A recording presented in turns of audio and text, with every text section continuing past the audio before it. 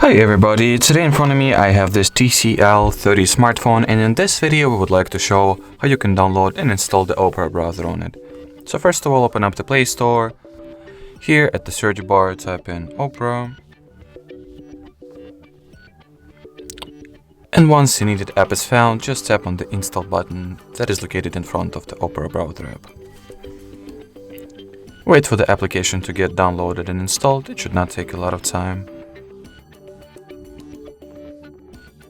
Alright, and now all that is left to do is to open it and set up some first launch stuff.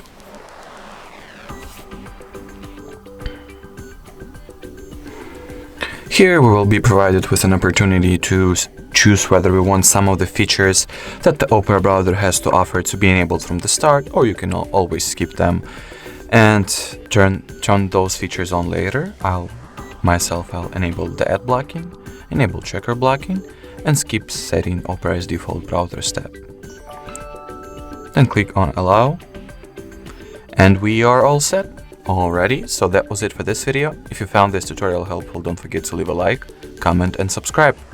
Bye bye!